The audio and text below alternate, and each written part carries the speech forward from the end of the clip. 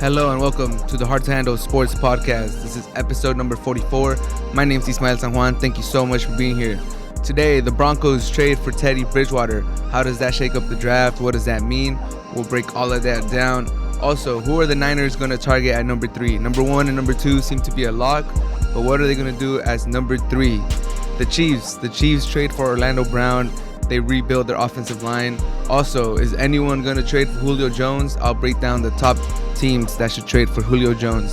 And Antonio Brown re-signs with the Tampa Bay Buccaneers.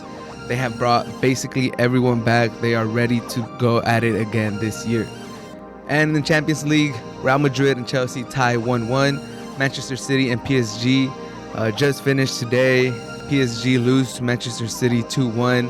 I'll break both of those games down. Also, the Premier League top 4 is heating up. I'll predict which teams are going to make the top 4. And in the NBA, the play-in race is heating up as well. We'll break down which teams are going to make the play-in in both the East and the Western Conference. All of that on this episode of the Hard to Handle Sports Podcast. Let's get started. Today, the Broncos trade for Teddy Bridgewater. The Broncos are sending a 6th-round pick to the Carolina Panthers in exchange for Teddy Bridgewater. The Broncos have said that acquiring Teddy Bridgewater adds competition, experience, and a strong veteran presence to our quarterback room. So now it's going to be Drew Lock and Teddy Bridgewater in that quarterback room. Reports are saying that the Broncos are still in play to get a quarterback at number 9. So if any of the quarterbacks that they like in this year's draft is still there at number 9, this trade does not mean that they will pass on them by any means, and that's understandable. Teddy Bridgewater is the bridge quarterback. The Panthers used him as the bridge quarterback. They now trade for Sam Darnold, so they don't need that bridge quarterback anymore.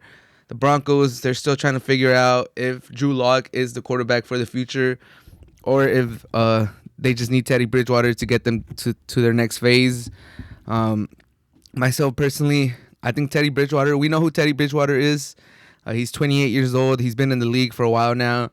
He's a serviceable quarterback. He's at the lower end of a starter. He's a really good backup. So if you have him as your starter, you're not really going to expect him to win games for you. You're not doing terrible where you're like, oh my God, this quarterback is costing us games.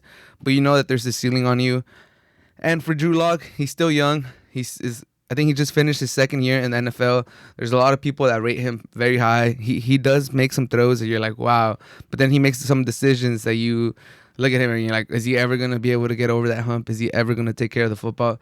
Could he realistically be a franchise quarterback? I think for the first time since Drew Lock was a starter, he has a competent backup, someone that could legitimately compete with him for that starting job. So if all these people are correct about the potential that Drew Lock has, Teddy Bridgewater will push him to become that quarterback. If Drew Lock doesn't win the starting quarterback competition with Teddy Bridgewater, then we know Drew Lock is not made to be a starting quarterback in the NFL. He's not made to be a franchise quarterback. If he beats him, then we'll give him another year.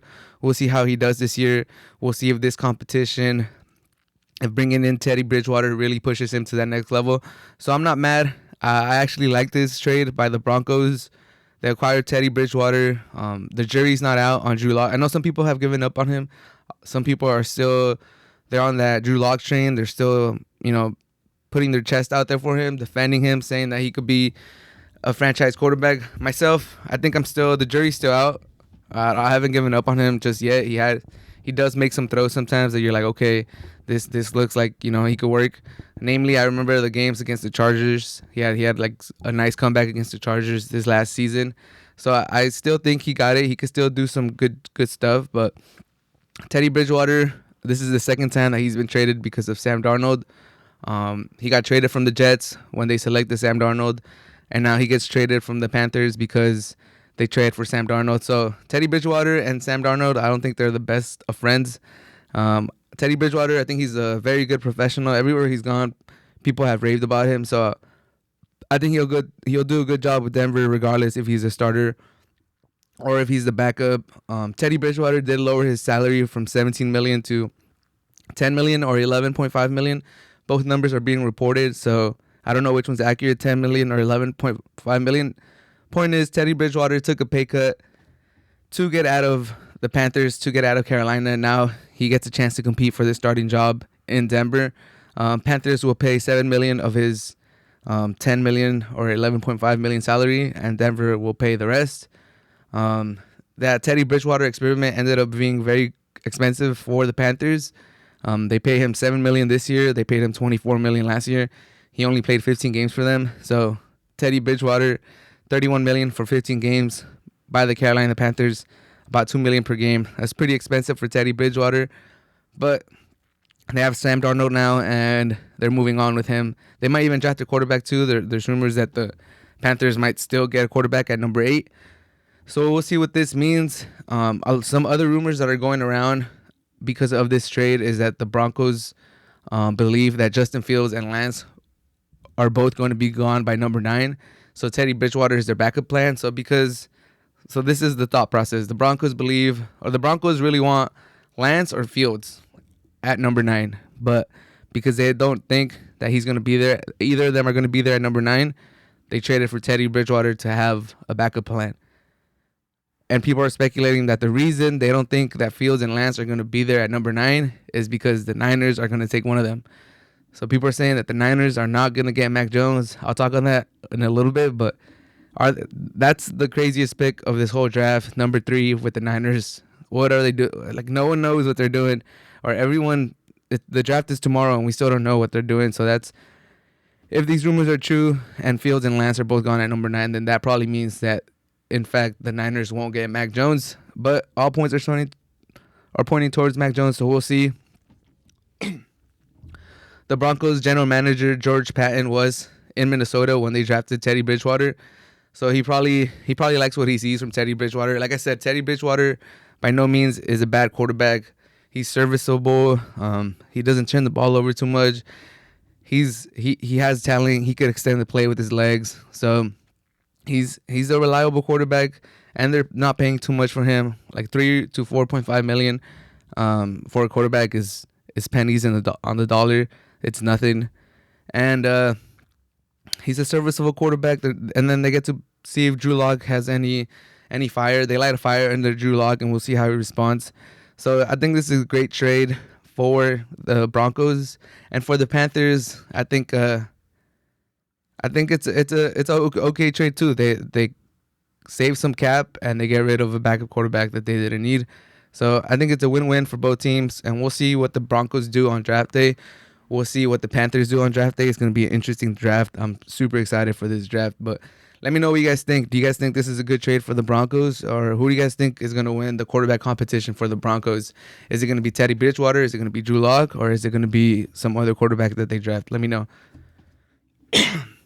But the NFL draft is tomorrow, Thursday, April 29th. Make sure you guys are watching. Make sure you guys are tuning in.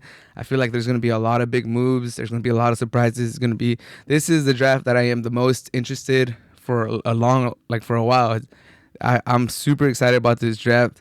I'm pumped. I've set time aside. I'm not missing the draft tomorrow. It's going to be exciting. But the pick that everyone is talking about, the pick with the most buzz going into tomorrow is the Niners at number 3. They traded a whole lot of picks. They traded a whole lot of capital to move up to number 3. And we know they're going to take a quarterback. When they traded up to number 3, you only do that trade to get a quarterback. And it basically came down between Fields, Trey Lance, or Mac Jones. And Ian Rappaport reported that it is now down to just 2, Lance or Mac Jones. And on an interview that Kyle Shanahan had about 2 or 3 days ago, he said there's about 5 guys that he feels good at number 3. And obviously he would feel good with Trevor Lawrence, who's probably going to go number 1. And he'd probably feel good with Zach Wilson, who's probably going to go number 2. So that really just leaves 3 guys that he could potentially, when he says 5 guys, there's only 3 that realistically he could get at number 3. And that's the other 3 that we've been talking about: Fields, Trey Lance, Mac Jones. So the 5 guys that he's talking about, I have a feeling that it's Fields, Trey Lance, Mac Jones, Trevor Lawrence, and Zach Wilson. Who are they going to pick? At the beginning of this whole process, I thought they were going to get Fields. But as draft day has approached, it has become more and more evident that the Niners are not going to get Fields. And I know there's a lot of Niner fans that are upset. They want Fields. He's the one that had throughout this whole process, throughout last year's college football season, it was Trevor Lawrence and Fields. For some reason, Fields has dropped to 4 or 5 on a lot of people's quarterback draft board. So it looks like they are going to get Mac Jones. When asked about athletic quarterbacks, Shanahan said that Breeze and Rivers will still be good 40 years from now, which to me indicates that he's kind of like he's planting the seeds to defend his pick. The least athletic of these 3 quarterbacks, Fields, Trey Lance, and Mac Jones, is Mac Jones. He lacks the ability to extend plays. So if he's saying stuff like that when asked about athletic quarterbacks, I have a good feeling that means he's getting Mac Jones. And when asked about, if it is Mac Jones, some people are saying, why did he move up to 3? Like, you didn't have to move up that high. You could have probably had him at number 12. You could have probably moved up like less, just up to number 6. You didn't have to go all the way to number 3, because if the Niners are this invested on Mac Jones, the rumors around the league is that not a lot of teams are that high on Mac Jones. So there was a real possibility that they could have gotten him at 12. And when asked about that whole situation, he said, if you were going to be excited at number 12, be excited at number 3. So I think all signs are pointing for the Niners and Mac Jones. I have bad news for Niner fans. I know Niner fans wanted Trey Lance. They wanted Fields. They were hoping Zach Wilson wasn't getting picked by the Jets. But all signs point towards Mac Jones. Also, when asked about if the rookie quarterback that they pick and Jimmy G would be teammates, he kind of answered saying that he can't guarantee that anyone in the world would be alive on Sunday. So I can't guarantee who will be on a roster on Sunday, which is kind of like, all right, stop being a smartass. Like, obviously you can't guarantee that anyone's going to be alive on Sunday. That was like a non-answer. That was just Shanahan trying to be petty or trying to stick it to the media for asking him all these questions. And Mac Jones, his ceiling is Matt Ryan and Kirk Cousins. I think his ceiling is more towards the Kirk Cousins. Matt Ryan, he has had MVP seasons. He has had great season. He's taking the Falcons to the Super Bowl. Kirk Cousins is just like a very good quarterback that gets nice contracts. That his numbers look good, but if you have him, you could always do better. He lacks mobility. Matt Ryan, at the beginning of his career, he had a little bit of mobility. Now he's kind of losing it. Kirk Cousins has always lacked it. So I think Mac Jones' ceiling is Kirk Cousins. I know there's some Niner fans that are like, if you wanted Kirk Cousins so bad, why didn't you just trade for Kirk Cousins? You could have probably got him for cheap or way cheaper than what you did to move up to get Mac Jones. Hey, I'm not the one making the moves for the 49ers, but I will say this. If they get Mac Jones at number 3, they better hope and pray that he pans out, because the Niners are ready to win, you guys. The Niners have, when healthy, a top 5 defense, possibly top 3.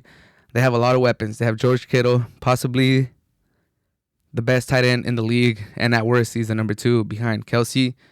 They have 2 great weapons in Ayuk and Deebo Samuel. They have Trent Williams, I believe, at left tackle, one of the best left tackles in the game. They have Kyle Shanahan, one of the best offensive minds in the game.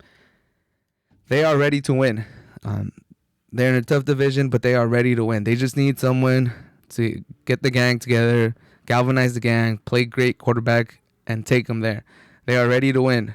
Like I said, top 5 defense, weapons all over the field, one of the best offensive minds in the league, and a solid line with an elite left tackle. They are ready to win. If they pass up on Mac Jones, if they pass up on Trey Lance, if they pass up on Fields, whoever, if the other 2 do great, if the other 2 do great stuff, the Niners are always going to be criticized for the decision because of the capital they gave up to move up to number 3, and because of how ready the team is to win. But that's the pick that we should be tuning in for tomorrow. If you guys don't have time to tune in for the first 2, make sure you tune in for the number 3. That's when the fireworks are going to go off.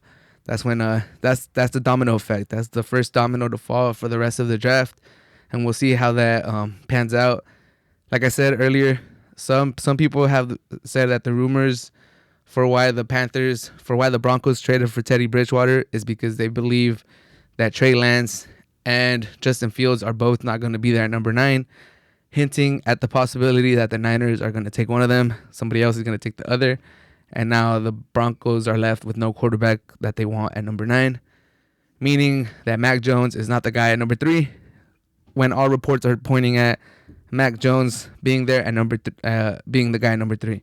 So if Ian Rappaport is correct that it's between Trey Lance and Mac Jones, then if all these rumors are true, then by eliminating the other 2 selections, then I would say it's going to be Trey Lance tomorrow. So right here, one day before the draft, approximately Wednesday at 4 p.m., I will say that my prediction for the Niners at number 3 is Trey Lance. Trey Lance would be the next Niners quarterback selection, number 3. But moving along to another rumor that's been stirring this past week, it is said now that the Julio Jones is available through trade by the Atlanta Falcons. And basically the trade will probably be done after June 2nd because of the cap implications and how his contract is structured. But one of the questions that immediately gets brought up is who should trade for Julio Jones. Obviously, you got to work the cap situations, but we've seen this offseason more than any other. You could extend players and add voidable years and just push salary further down the line to create cap space. If you want cap space, there's basically loopholes and ways that you could just create cap space by extending players, moving cap down the line.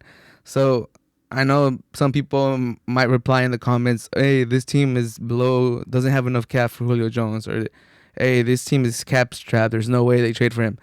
There's ways you can make it happen. No matter how tight your cap is, there's ways. So some of the teams that immediately came to my head when I heard about these Julio Jones rumors was the Green Bay Packers, Baltimore Ravens, Miami Dolphins, and the New England Patriots. The Packers, we've all heard that Aaron Rodgers doesn't have enough help, that the Packers have never drafted a talent in the first round since he's been there. He doesn't throw touchdown passes to two first round picks. I think Mercedes Lewis was the first one, and he's on the back end of his career when he caught the pass from Aaron Rodgers. So I think if you put Jordan Love and a pick for Julio Jones, then the Falcons might budge on that. Jordan Love, he's entering the second year.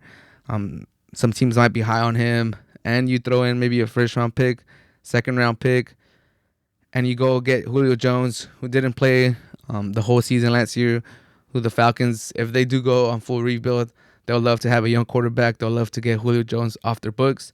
That might be able to get it done. And if you're the Packers, you've had 2 back-to-back 13-3 seasons. You've lost to the Niners. You've lost to the Buccaneers. You're right there. You're super close to getting to the Super Bowl again, to getting Aaron Rodgers a second ring. You put Devontae Adams next to Julio Jones, that's insane. Like, there would be no excuses at that point. You won't be able to say that the Packers don't put a competent team around Aaron Rodgers. Devontae Adams and Julio Jones might, depending on how Julio Jones comes back, but I still believe he has a lot of left in the tank. He just has to get through those nagging injuries. But Devontae Adams, Julio Jones as a number 1 and number 2 option, that would be insane. They brought Aaron Jones back. If the Green Bay Packers make this happen, they're going to the Super Bowl, in my opinion. Julio Jones, Devontae Adams, that's trouble. That's impossible to account for. Devontae Adams, all the touchdowns he had last year. Julio Jones, he averages the most yards by any wide receiver in NFL history. So crazy duo if they make it happen. So I would love to see that. Green Bay Packers trading for Julio Jones. Another team that would make a lot of sense would be the Baltimore Ravens. They need help at wide receiver. Maybe more than any other team. They just lack talent outside in the slot. And they just got a number 1 for the Orlando Brown trade. So they have draft capital. They have picks to throw at the Falcons for a wide receiver. Lamar Jackson needs a legit weapon. He needs a number 1 wide receiver that could just separate, that could just go up and get the ball. That even if Lamar Jackson maybe misses the throw by a little bit, Julio Jones is going to be there. Julio Jones with still one of the best catch radius in the NFL. He could go and get that catch even if Lamar Jackson misses it by like a little bit. And we know what a number one wide receiver could do for a quarterback. We saw what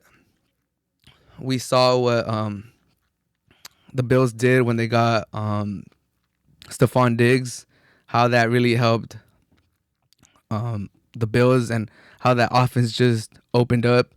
And I think it would work similarly for Lamar Jackson and the Baltimore Ravens if they trade for Julio Jones. I think it would work along the same lines as it worked for the Bills. They just don't have a number one. Hollywood Brown, he's a speedster.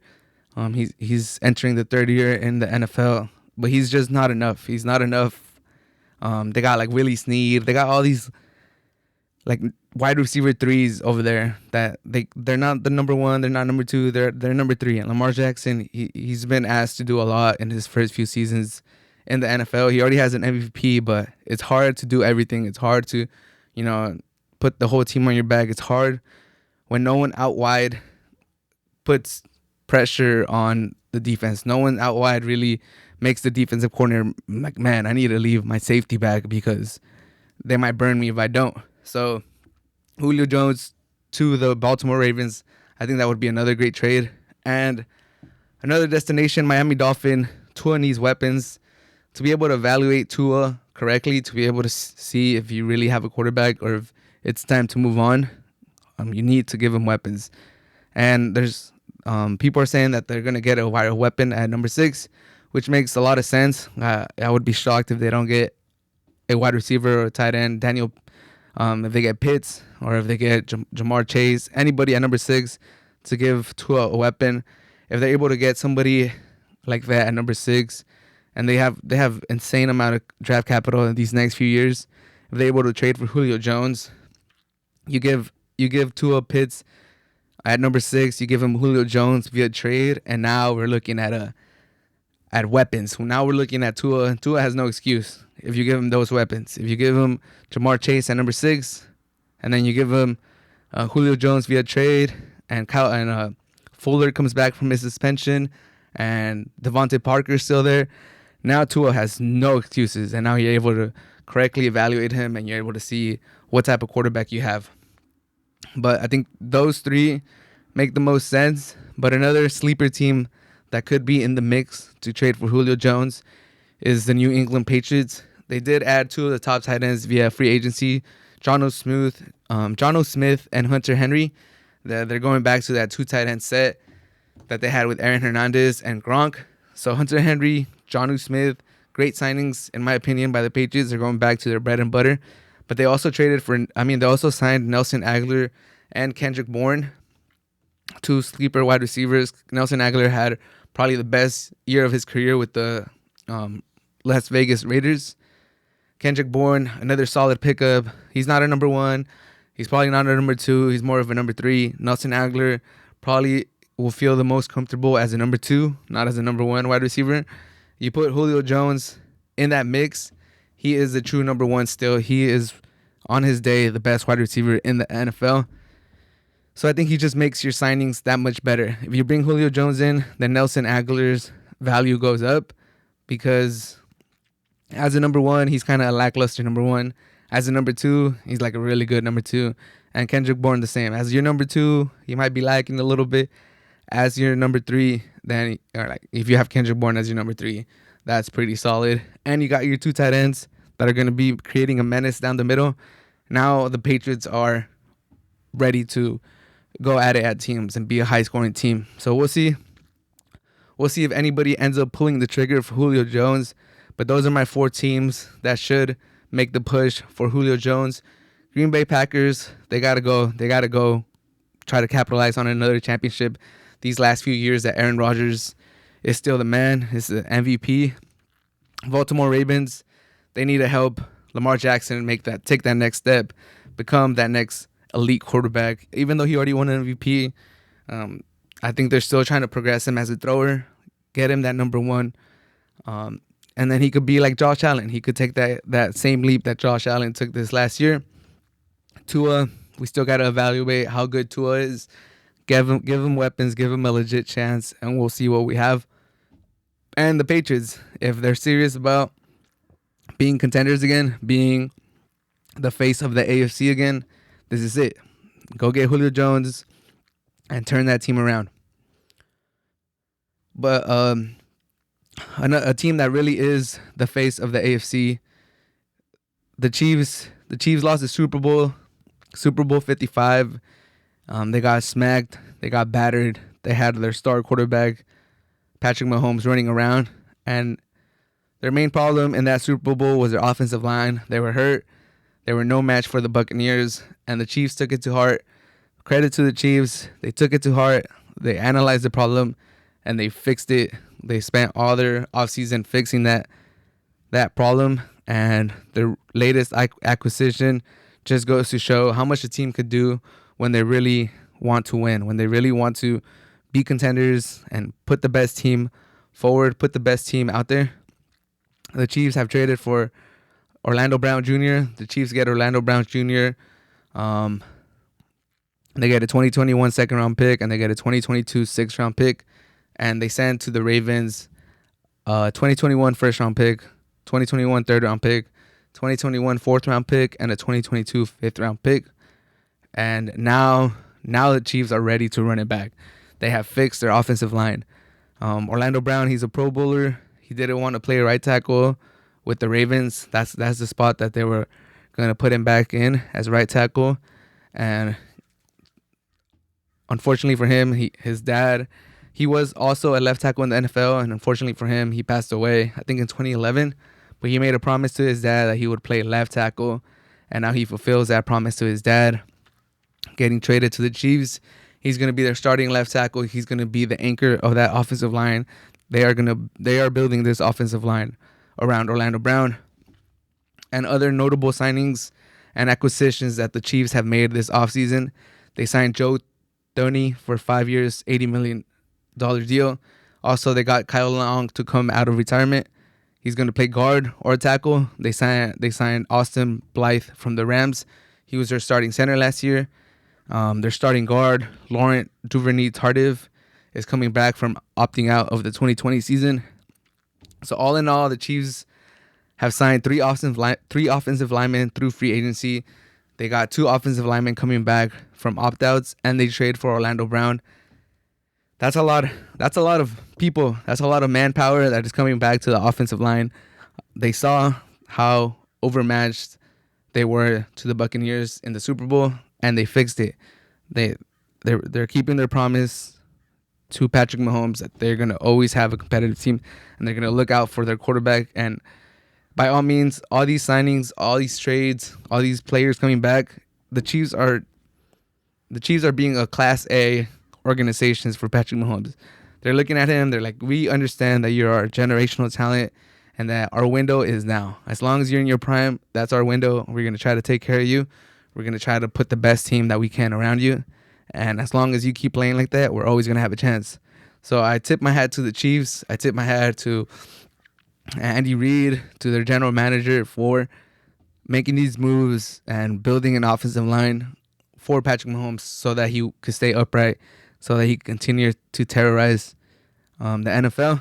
And now, by the way the Buccaneers are rebuilding their team, or how they're bringing everybody back, and how the Chiefs are fixing their offensive line, I'm very excited to possibly see a rematch.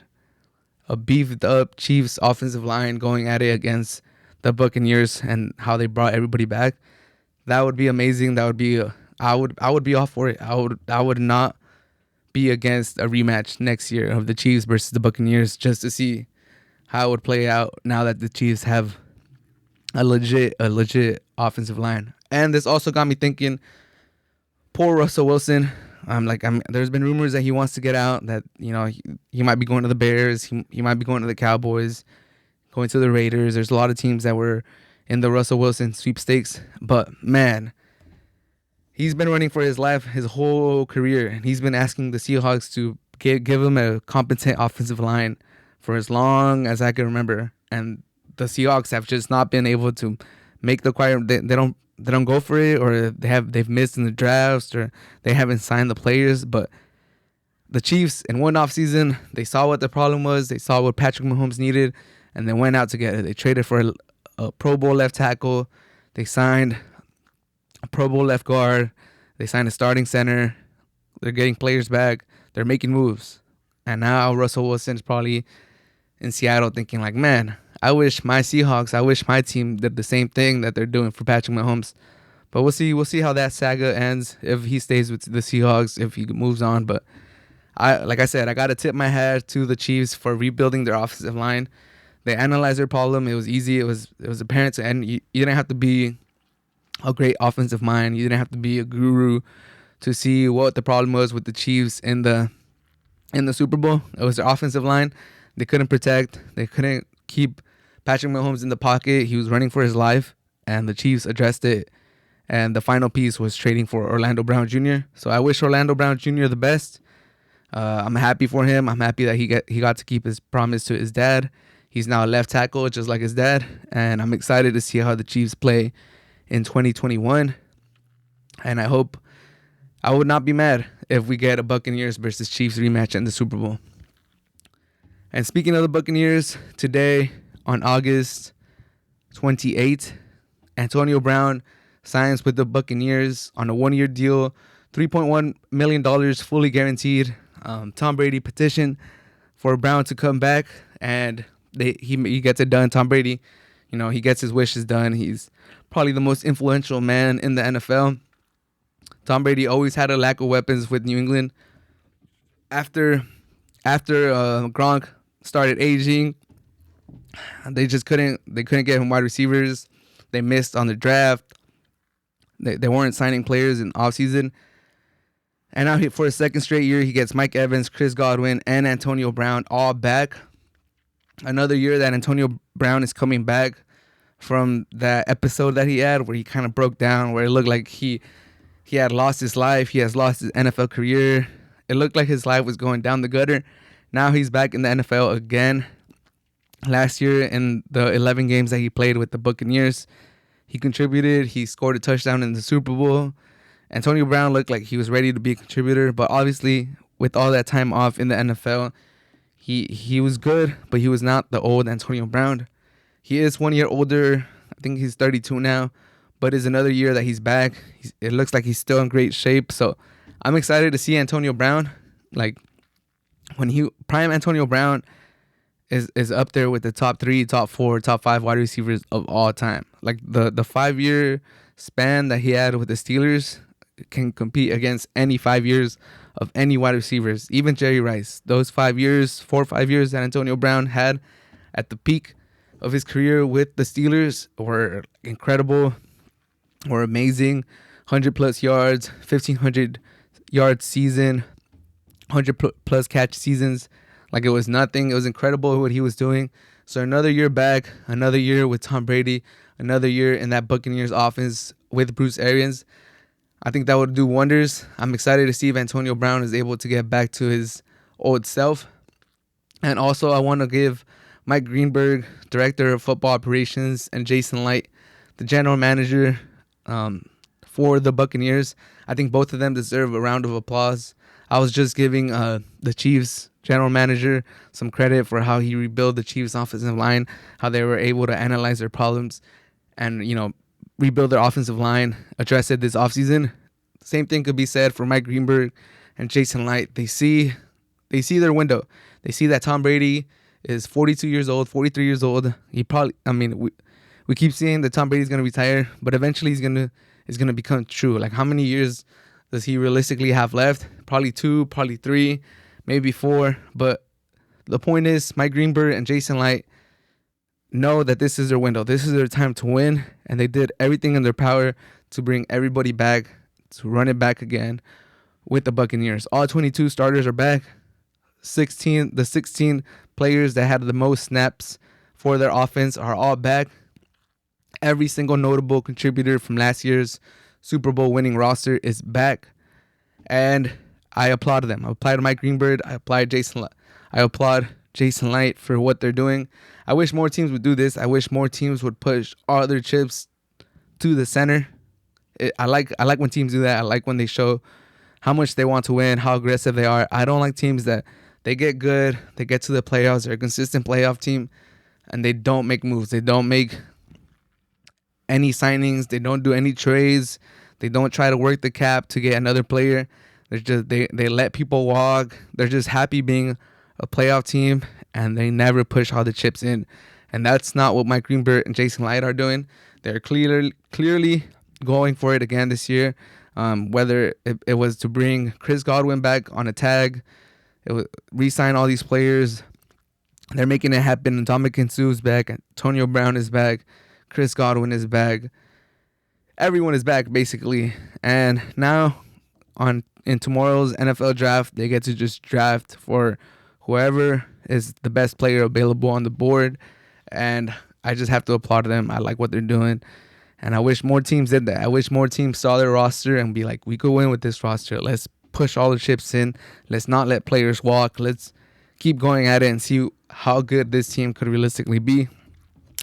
Another team that I kind of think of that did that was the Eagles when they were trying to do the dream team. It didn't work out for them. Vince Young and Nnamdi Asomugha, the cornerback, they got a lot of players and it didn't work out. And that's fine. It didn't work out for them. Years later, I think being aggressive, staying at it, they got their reward. They got the Super Bowl.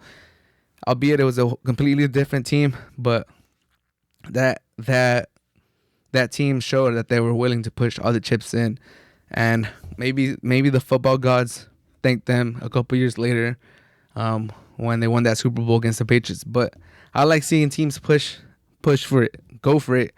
And one of the teams that I've seen that doesn't like to do this is the Green Bay Packers, and I wish they did because they have a very talented team, and I think Aaron Rodgers deserves to get another ring, and I wish him the very best. But I'm thinking that maybe the Packers are holding him back because they don't want to put all their chips in the middle. They don't want to go for it. They're just happy being a playoff team. But we'll see. Antonio Brown re-signs with the Buccaneers. Good for him. Good for the Buccaneers. Good for Tom Brady. He gets another weapon, and the Buccaneers continue to be stacked on defense, on offense.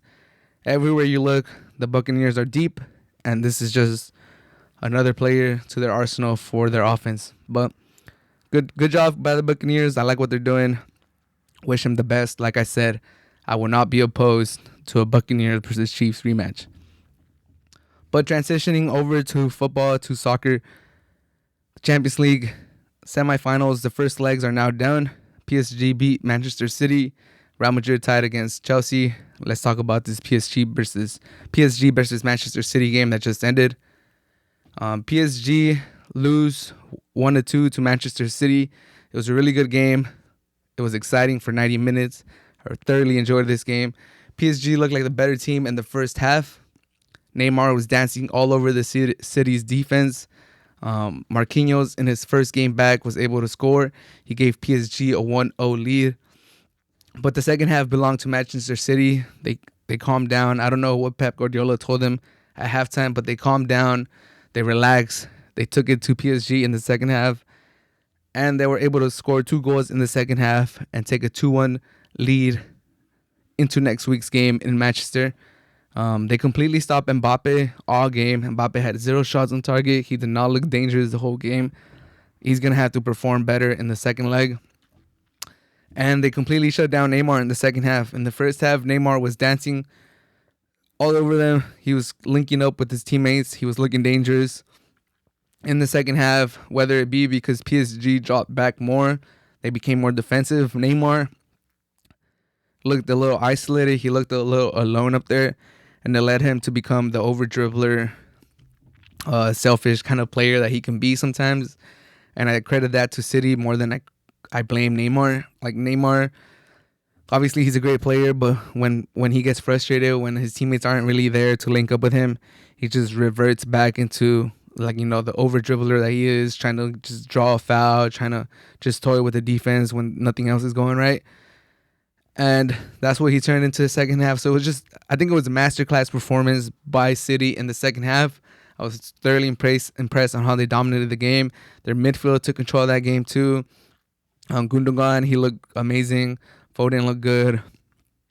For PSG, Navas was good in the first half. I believe he had like 2 key saves in the first half, but in the second half, he didn't really show up. The Kevin De Bruyne goal was off a cross. Dangerous cross through the face of the goal. Navas had to stay put for the cross. He didn't know if any of the other City players were going to hit it. It ended up going through. Navas didn't have the reactions. He could have done better. He could have definitely done better. But it was a dangerous cross by Kevin De Bruyne.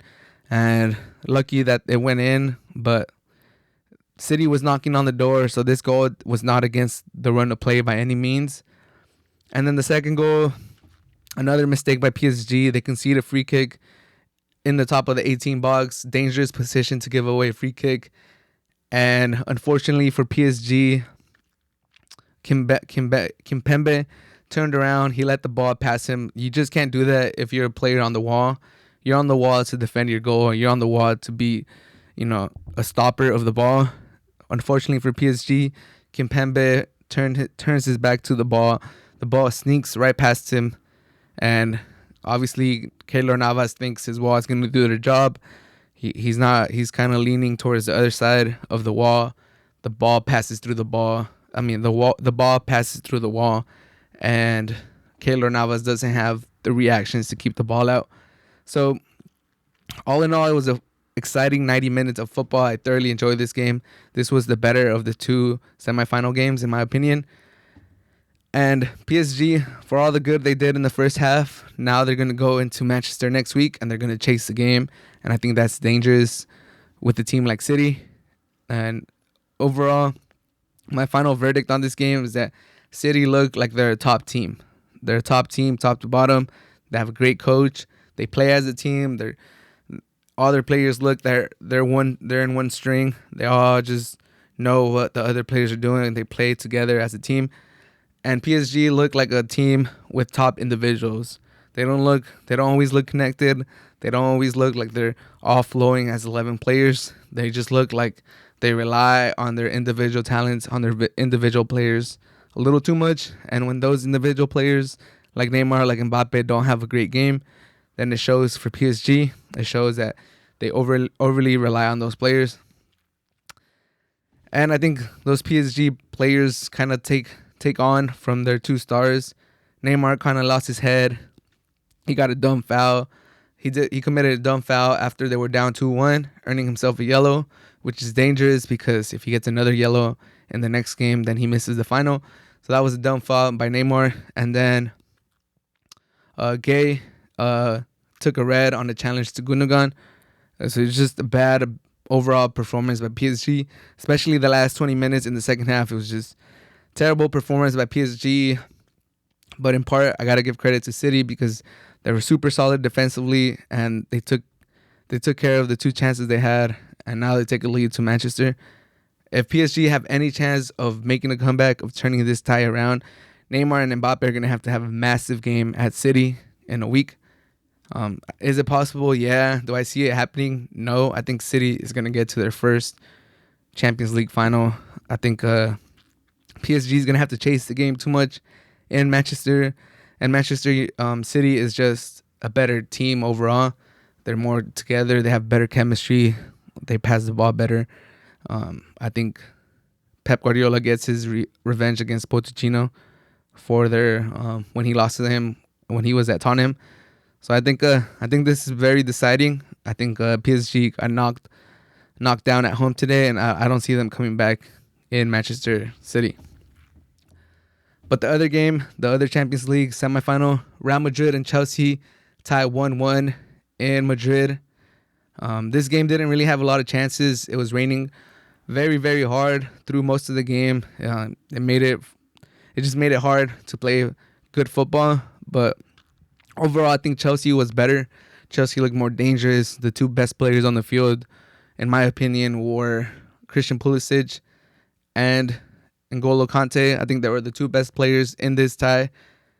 And for Chelsea, they have to be frustrated. I think they looked like the better team. They played better football. They had the best chances. And unfortunately for Chelsea, Timo Werner missed another sitter, which is becoming a weekly thing. It's kind of reminding me of Fernando Torres when he had that terrible spell with Chelsea. But they paid all this money for Timo Werner, and he missed another sitter. Christian Pulisic put him on a platter in the first 10 minutes of the game, headering the ball down to him. Timo Werner 5 yards out, one-on-one against Courtois, and he can't put the ball in the back of the net. I know Chelsea fans are getting frustrated by him. I know Chelsea fans are getting tired. And they're running out of excuses. They're running out of patience for him. The optimism in these Chelsea fans has to be applauded because, I know a lot of other teams, everybody would have turned on Timo Werner. But one of the things that Chelsea fans are saying, that I'm seeing Chelsea fans are saying, is that at least he's getting to the spots. His positioning is right. He knows how to get into dangerous spots. He's still getting the chances. He's just not putting them away. And that eventually he is going to put them away. And it's going to be, it's going to be all jolly. Everything's going to be water under the bridge. He's going to be the signing they thought they were getting. But unfortunately for Chelsea fans, that's not how it works. With every miss that Timo Werner has, the more likely another miss becomes, because it's just going to kill his confidence. And it's going to continue to kill his confidence the more he misses. And confidence is one of the most important factors for a football player.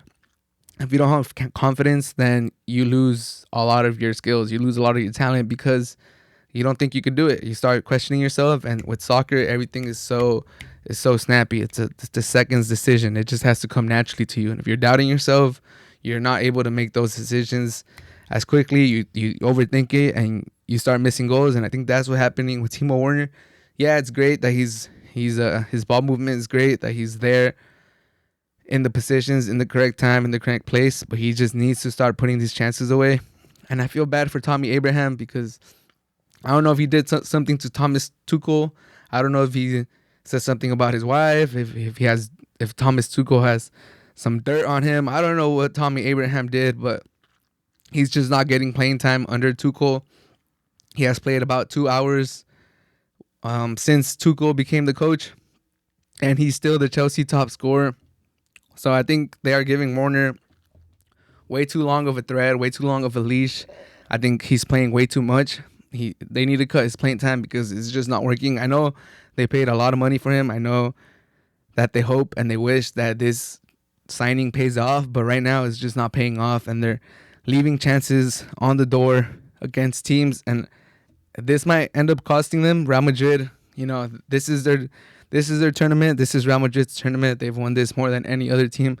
So you got to put Real Madrid away when you get a chance. And Timo Werner had a chance and he missed. And we'll see how they do at Stamford Bridge on next Wednesday. But I am getting concerned with Timo Werner, and I'm not a Chelsea fan. So I could only imagine how Chelsea fans are feeling with Timo Werner. But as far as this game goes, Pulisic and N'Golo Kante were the two best players on the field. I didn't understand the Pulisic substitution. He was the most dangerous player for Chelsea. He scored the goal. The goal was a brilliant piece of footwork, how he got around Courtois, how he dribbled around the defense and had the composure and the cool head to score. He was the most dangerous player for Chelsea. He was earning fouls. He was getting players on cards for Real Madrid, and he gets subbed out. The only reason I would understand this is because he did have a yellow, so you're trying to protect him. You don't want him to get another yellow. And because Pulisic is known for getting injuries, so you don't want him to maybe pull a hammy. I think that's the main factor. I think Tuchel was preserving Pulisic. He doesn't want him to get an injury, a knock, if he plays maybe too many minutes. But he was the most dangerous player, so big props to the American, big props to Pulisic for the goal, for the game he had. They're calling it the most influential game, or the most influential goal by any American player ever in European competition. I think no American had ever scored in a semifinal in the Champions League. So round of applause for Pulisic. He had a great performance against Real Madrid. And for Madrid, they had a lot of injuries. I believe Modric and Kroos have injuries themselves, and they're playing through it. So shout out for those two greats. They're carrying the team. They're playing as best as they can right now with all the injuries. Courtois was huge. He had some key saves. He had that one big save against Timo Werner that at the beginning of the game that could have completely turned the tide. Marcelo looked lackluster. He doesn't have the legs anymore. He doesn't have the burst. He just looks pretty old. It's sad to say. Marcelo, a club legend. Mendy is really needed. Mendy is just so much younger. He has that pace. He has that burst. He's dangerous attacking from the wingback position. And Marcelo, he's just, unfortunately, it's that time of his career where he's getting old. He lost his step. He's a club legend, but obviously Mendy is needed. And Hazard came in the second half. He played sparingly. He was a non-factor when he came on. He didn't look dangerous. He didn't look like he was really going to create any danger for that Chelsea back line. We'll see how he does on Wednesday at Stamford Bridge. Obviously, he's had some great days. He's had some great performances at Stamford Bridge. So hopefully for Madrid fans, he has a great game being back at Stamford Bridge. But we'll see. Benzema's a beast. He's a total monster. On his day, he's up there with Lewandowski as the best strikers in the game. He scored a beast of a goal. It came out of nothing, completely against the run of play. Chelsea was dominating. Chelsea looked like the dangerous team, and on a deflection, on a rebound, on just a loose ball in the 18-yard box, Benzema gets the ball, headers it to position himself on a volley, hits it. There's nothing Mendy could do to stop that shot, and he tied the game for Real Madrid. He also had he was going to score a screamer outside the 18-yard box with this left. It hit the post and it went out. Just Benzema is a monster, super underrated. The fact that he's still out of the French national team is criminal. He should be in there. He should have been a World Cup champion, but that's a topic for another day. Shout out to Benzema for having another great showing. How do I see this tie coming along? I think Chelsea might regret not going back to Stamford Bridge with the lead.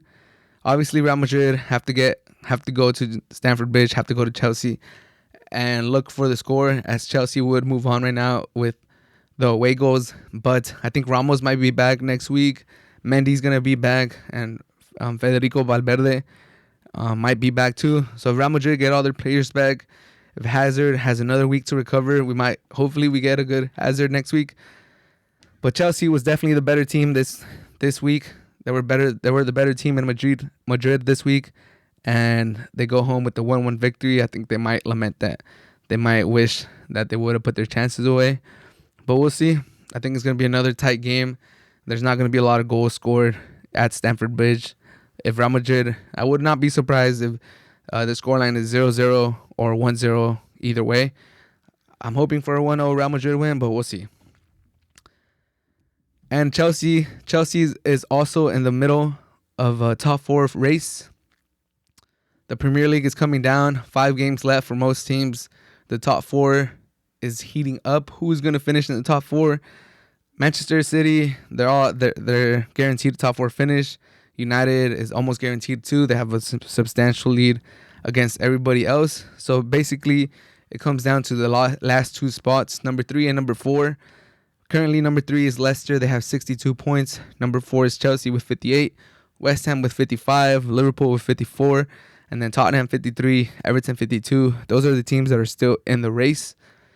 Everton do have a game in hand. So if they win that, they'll be 55, tied with West Ham for number 5. If we look at their remaining schedules, I think Leicester City have 2 very winnable games, Southampton and Newcastle. And then they finish with a 3-man gauntlet, Manchester United, Chelsea, and Tottenham.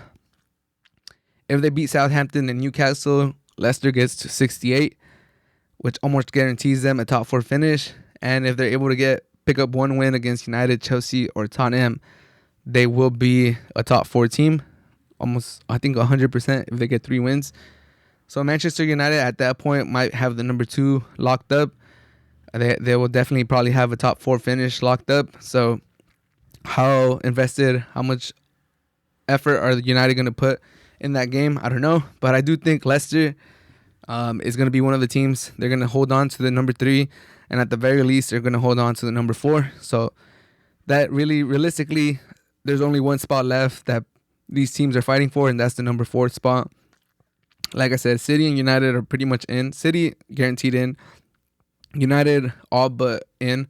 And Leicester, by their schedule, I can almost guarantee that they're going to stay in. They're going to beat Southampton. They're going to beat Newcastle.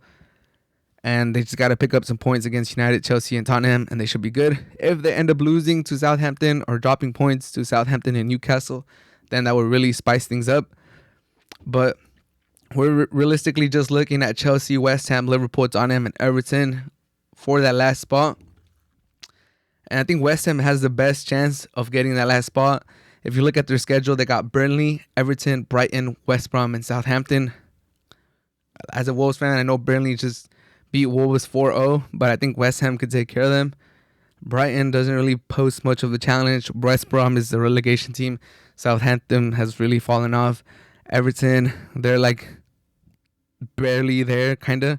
So West Ham could realistically maybe run the table and win 5 games. Chelsea have a 3-point lead against West Ham, and they have Fulham, Man City, Arsenal, Leicester, and Aston Villa.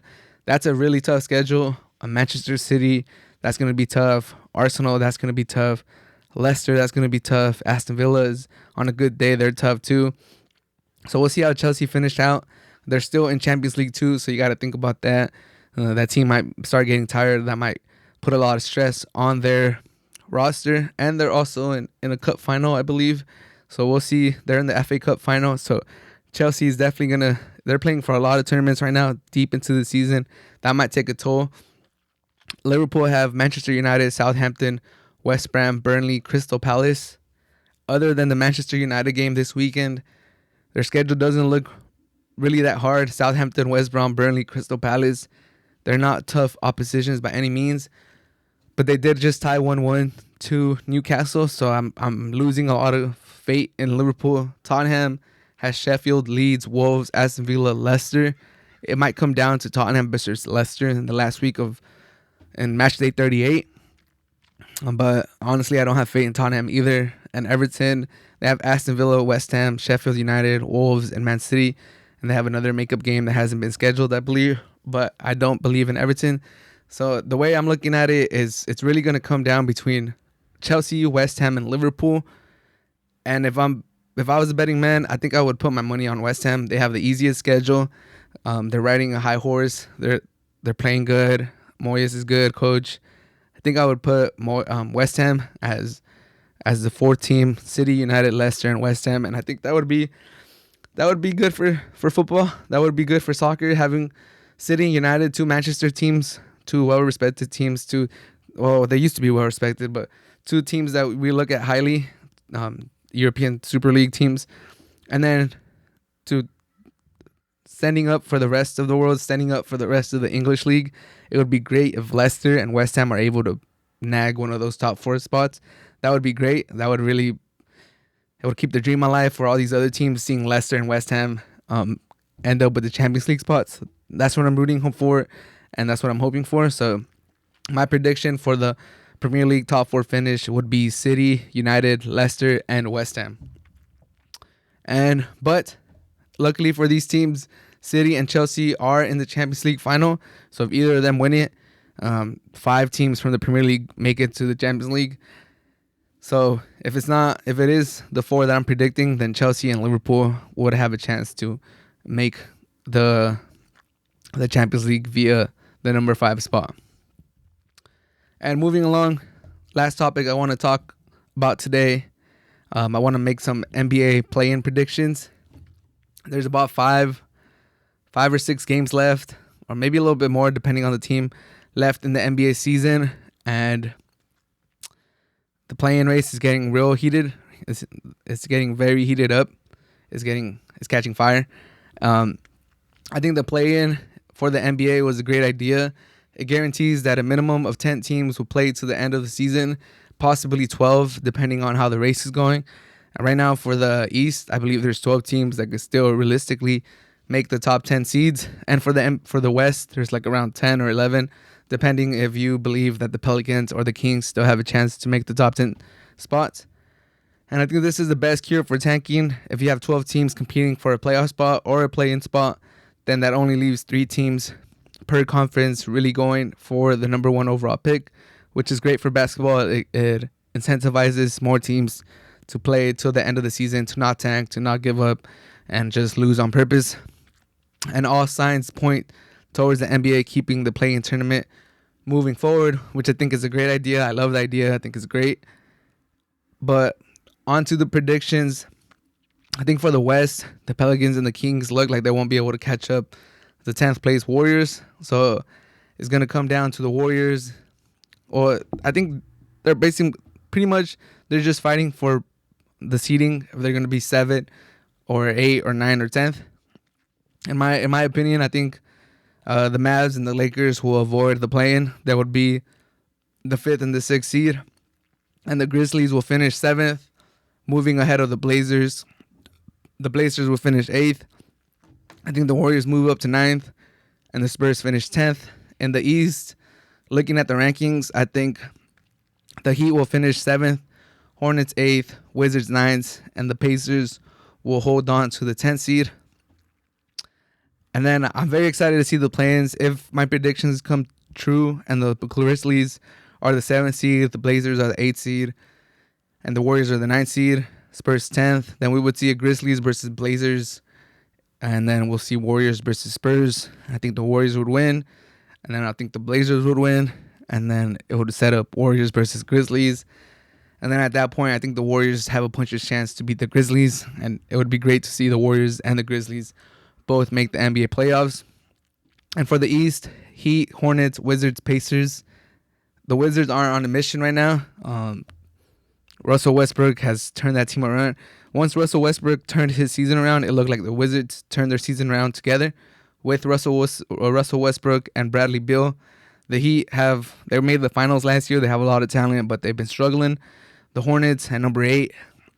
I love what they're doing. I love what they're building over there. They might be 1 year away from really competing for a playoff spot. We'll see when LaMelo Ball comes back. But I think the Hornets have enough talent, have enough willpower to maintain the 8th seed. And the Pacers, they have a 2.5 game lead against the Bulls for that 8th, 9th, 10th spot. So I don't think the Bulls will be able to end up with the playoff spot. Unfortunately for them, they did trade for Vucevic. They do have Zach LaVine, but I don't think the Bulls have enough. I think for the East is the Heat, the Hornets, the Wizards, and the Pacers. And if I was a betting man, I think the Heat and the Wizards are the teams that will make it in. But all in all, I think this play-in is a great idea. I'm very excited to see how it plays out. I'm excited that all roads lead for the NBA to accept this going forward. Like, this is going to be the norm. This is just how the NBA is going to be moving forward. And I think that's great. It just keeps so many teams, so many fan bases invested to the end of the season. Right now, I believe if you were the Wizards and you're kind of far back on the leaderboard, you're kind of far back in the standings. Before this run that the Wizards had, they could have called it. They could have just been like, you know what, we're really bad. Let's try to tank and let's try to get a higher pick in next year's draft.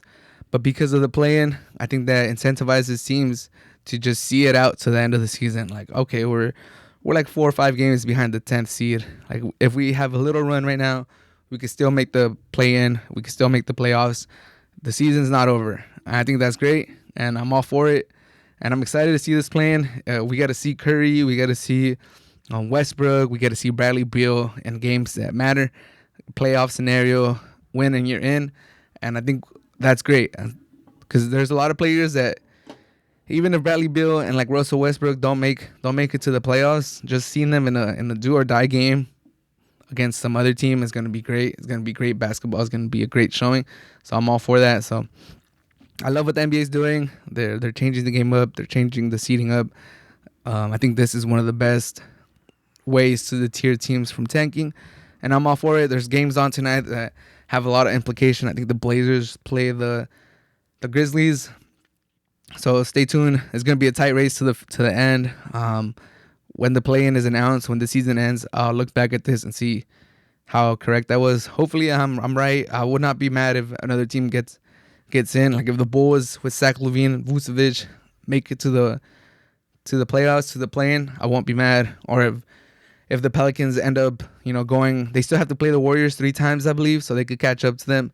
If the Pelicans get in with Zion Williamson and, Lonzo Ball, and Brandon Ingram. I won't be mad either, but my predictions one more time for the play-in. It would be in the East. I have the Heat number 7, Hornets 8, Wizards 9, Pacers 10. And in the West, Grizzlies 7th, Blazers 8, Warriors 9, Spurs 10th. But this should do it for the Hard to Handle Sports Podcast, episode number 44. Hope you guys enjoyed. If you guys listened to the end, I appreciate you guys. Appreciate you guys listening to the content. And as always, a reminder to subscribe to the podcast on YouTube, on Spotify, on Apple Music. Thank you so much for your help, for your support. And I hope you guys have a great rest of your day.